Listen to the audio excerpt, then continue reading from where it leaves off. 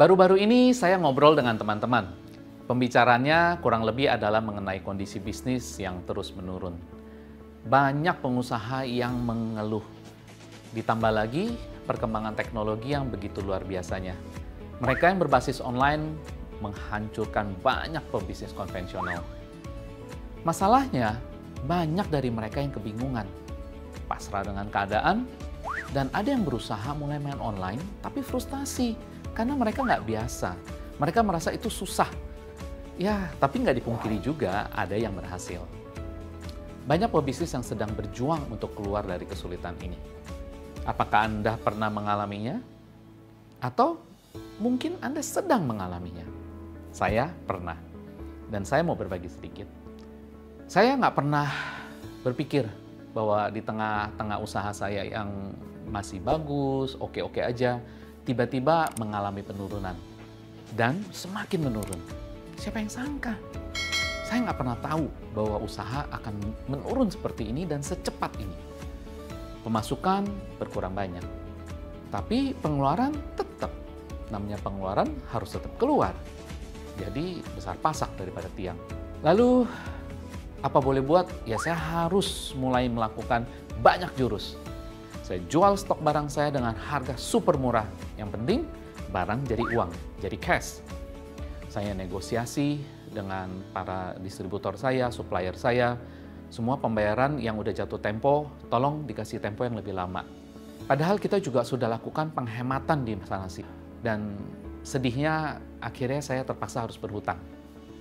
Intinya semua cara sudah saya lakukan dan hanya untuk bertahan. Pada saat saya ada di titik terendah, saya harus lakukan sesuatu terobosan. Bukan hanya bertahan, saya harus do something. Akhirnya saya putuskan saya harus mulai suatu usaha baru. Dan sebenarnya ini cukup membantu. Tapi tetap saja belum mencukupi dari sisi finansial. Akhirnya saya dan istri saya ngobrol dan kita evaluasi. Kami berkesimpulan, usaha baru ini nggak bisa jadi penopang utama keuangan kami. Dan saya harus lakukan terobosan lain. Singkat cerita, saya berhasil keluar. Bahkan melalui kejadian ini, akhirnya saya masuk ke dalam dunia yang memang sesuai dengan passion saya. Hal yang dari dulu yang saya sangat ingini, sudah belasan tahun yang lalu terkubur dan ya saya hampir lupakan.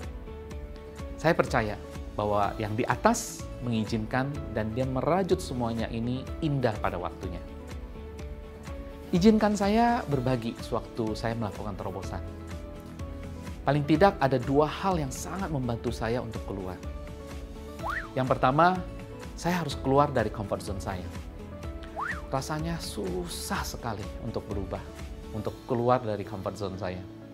Saya sudah nyaman dan saya merasa, ngapain saya berubah? Kalau saya mau berubah pun rasanya susah. Saya tahu bahwa untuk berhasil, saya harus melakukan sesuatu yang berbeda. Rasanya tapi berat sekali gitu loh. Berkali-kali saya jatuh dan berkali-kali saya coba bangun dan jatuh lagi. Kadang ada rasa takut, malas, khawatir, bingung. Semuanya campur aduk. Tapi apa boleh buat? Saya terus berjalan.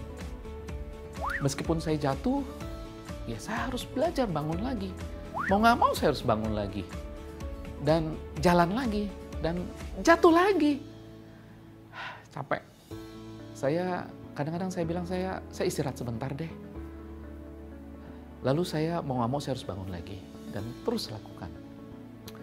Terus saya terus lakukan. Dan masa bodoh deh. Apa hasilnya? Pokoknya saya terus lakukan. Saya jalan. Yang penting saya jelas.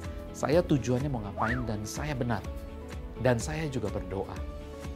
Saya percaya suatu saat perjalanan saya akan ada di perhentian yang tepat untuk saya. Begitu juga untuk Anda. Percayalah, jangan berhenti, teruslah berjalan. Suatu saat Anda akan ada di perhentian yang tepat untuk Anda. Yang kedua, partner hidup saya, istri saya lah yang terus membantu, mendorong, dan menyemangati saya. Saudara dekat dan banyak teman Mereka semua mensupport dan mendoakan kita. Bahkan di antara mereka, teman-teman ini, saudara-saudara ini adalah agen-agen penolong. Banyak sekali loh yang mereka bisa lakukan. Sebenarnya mereka banyak membantu saya. Yang saya mau sharingkan di sini adalah jangan malu dengan keadaan Anda. Apalagi diketahui oleh orang lain. Anda tidak perlu gengsi atau Anda bahkan menutup-nutupinya. Ini sebenarnya menunjukkan bahwa Anda bisa menerima diri Anda sendiri. Anda bisa menerima keadaan Anda. Kenyataannya kita butuh orang lain untuk membantu kita. Kita sangat membutuhkan pertolongan dari luar. Orang bilang, dunia itu bulat dan berputar. Ya, ada saatnya Anda ditolong.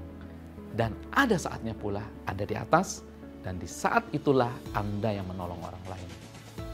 Sekali lagi, izinkan saya berbagi insight bagi Anda yang sedang menghadapi proses kesulitan ini. Teruslah berjalan dan jangan sungkan untuk menerima bantuan dari orang lain.